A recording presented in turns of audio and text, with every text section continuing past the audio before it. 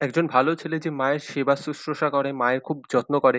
কিন্তু অফিসে সে একটা বিশাল খারাপ লোক, প্রচন্ড একজন টক্সিক বস এবং প্রবাবলি তার লাভ লাইফটাও খুব একটা ভালো যাচ্ছে না বা তার বিবাহিত লাইফও খুব একটা ভালো যাচ্ছে না। আগে হ্যাঁ, এরকমই একটা গল্প নিয়ে তৈরি করা হচ্ছে 'আমার বস', যেখানে রয়েছে শিবপ্রসাদ, রাখি গুলজার, শ্রাবন্তী, গৌরব, আভেরি, ঐশ্বর্য এবং আরো অনেকে। তো এরকম একটা জিস্ট আমাদের দেখানো হচ্ছে এবং আমরা দেখতে পাচ্ছি যে রাখির যে চরিত্র রয়েছে, যে শিবপ্রসাদের মা, তিনি প্রচন্ড বয়স্কা, একটু অসুস্থ এবং সে তার ছেলের কাছে যত রকমের বায়না করে, ছেলে এবং তার টেক কেয়ারও করে। কিন্তু সে ক্লিয়ারলি বলে দিচ্ছে যে আমি অফিসে কিন্তু এরকম ভালো শান্তশিষ্ট নই। অফিসে সে প্রচন্ড টক্সিক। তো এখানে দুটো জিনিস আমাদের দেখানো হবে। যে বাবা-মার দায়িত্ব নিতে গিয়ে মাঝে, মাঝে আমাদের যে অফিস কামাই হয়ে যায়, সেইটা অফিসের লোক এম্প্যাথাইজ করে না। কিন্তু যারা আবার হাই পজিশনে রয়েছে, যাদের পজিশন একটু হাই, যেহেতু তাদের কাছে সেই লাক্সারিটা রয়েছে, তারা কিন্তু নিজেদের দায়িত্ব অন্যের উপর একটু চাপিয়ে দিয়ে একটু হালকাভাবে নিজেদের কাজ করে নিতে পারে। কিন্তু অন্যের মানে তার সাবঅর্ডিনেটদের সেই কাজটা এলে কিন্তু তারা এম্প্যাথাইজ করে না এবং আজকালকার কর্পোরেট লাইফ কতটা গ্রুলিং,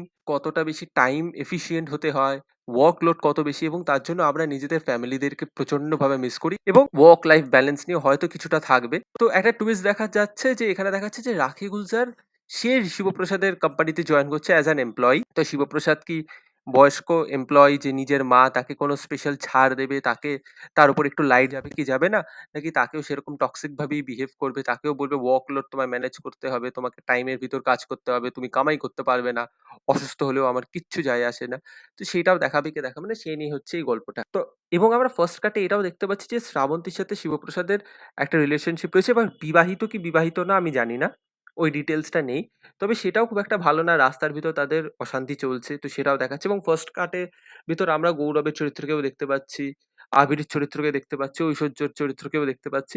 তো এরাও রয়েছে এবং এরা রাখি গুলজারের যে চরিত্র রয়েছে তার সাথে খুব ভালোভাবে বন্ডিং করছে। তার সাথে ওরা আউটিং এ যাচ্ছে। তো দেখা যাক নতুন কি আনা হয়, নতুন কিভাবে এই রিলেশনশিপটাকে দেখানো হয় এবং কর্পোরেট লাইফ এবং রিয়াল লাইফ মানে আমাদের যে ফ্যামিলি লাইফ সেটার ব্যালেন্স নিয়ে কি মন্তব্য এরা পাস করে। আমরা সবাই জানি উইন্ডোজ মানে কিছু একটা হাটকে কনসেপ্ট নিয়ে ওরা কথা বলার চেষ্টা করে।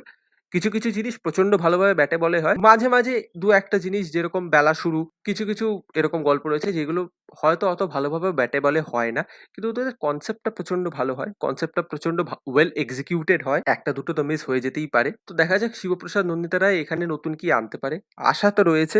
২৫ তারিখ বেরোবে এই মাসেই। তো দেখা যাক কি হয়। আর কি, কি আইডিয়া ওরা এক্সপ্লোর করে সেটা ট্রেলার এলে আরো ক্লিয়ারলি আমরা বুঝতে পারব।